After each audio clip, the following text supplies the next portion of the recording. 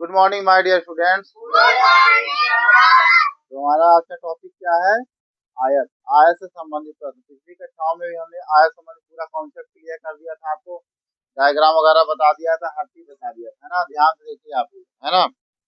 तो आयत हम इसका डायग्राम के माध्यम से पूरे सवाल बताएंगे, ध्यान से देखिएगा, ठीक है बच्चों। यहाँ ध्यान दीजिए, एक ही डायग्राम में आपका आप सब कुछ निकाल दूंगा, क्षेत्रफल वगैरह जो भी रहेगा सब निकाल दूंगा, ठीक है ना।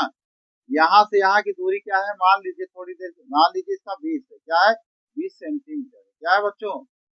इसकी जो लंबाई है कितनी, एल की वैल्यू कितना हमने मान लिया 20 सेंटीमीटर, ध्यान दीजिएगा। और ब्रेथ मतलब चौड़ाई, चौड़ाई हमने मान लिया 10 सेंटीमीटर, कितना मान लिया बच्चों 10 सेंटीमीटर।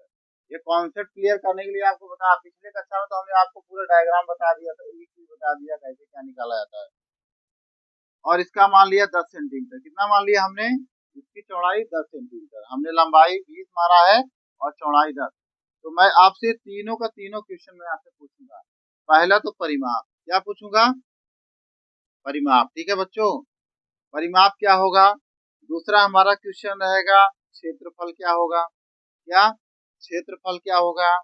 तीसरा हम पूछेंगे आपसे विकर्ण क्या होगा, विकर्ण क्या होगा, विकर्ण। आपको देखिए इसको हल करने के लिए फार्मूला आपको आना चाहिए, क्योंकि पिछली कक्षा में आपको फार्मूला बताया है, अच्छे से समझाया, बताया है, ठीक है ना। तो ध्यान से देखिएगा, आपको परिमाप मालूम होना चाहिए।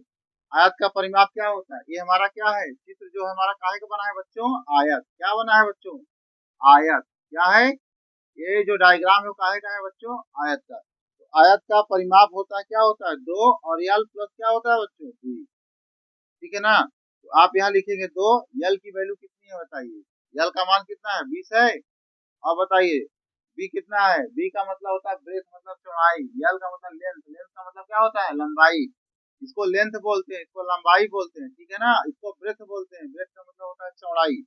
तो अब बी का मान कितना है बच्चों 10। अब बताइए यहाँ पर कितना होगा, यहाँ 20 और 10 कितना होगा 30 होगा। तो 2 गुणे क्या लिखेंगे बच्चों 30 लिखेंगे। तो 30 गुना कितना हुआ बोलिए 60। अब बताइए परिमाप है, तो परिमाप कभी स्क्वायर में नहीं होता है, तो ये क्या होगा सिर्फ सेंटीमीटर होगा, क्या होगा सेंटीमीटर। और ये हमारा आंसर आ गया, पहले का आंसर आ गया। कोई डाउट यहाँ तक को। अब इसके बाद है क्षेत्रफल, क्षेत्रफल को होता है यल इंटू बी, लंबाई गुणे चौड़ाई। तो लंबाई कितना दिया है बच्चों 20 दिया है, और चौड़ाई कितना दिया है बताइए 10। तो विद हम कितना होगा बच्चों 200, और यहाँ 200 जो आएगा वो आएगा हमारा सेंटीमीटर स्क्वायर, कहाँ में आएगा बच्चों सेंटीमीटर स्क्वायर।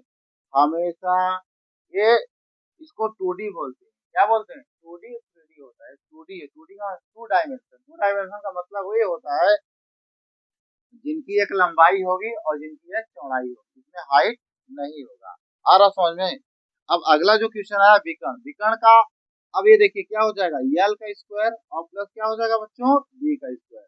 ध्यान दीजिए, अब यल की वैल्यू आपको पता है कितना है बच्चों, यल का मान 20 है, ये हो जाएगा 20 का स्क्वायर।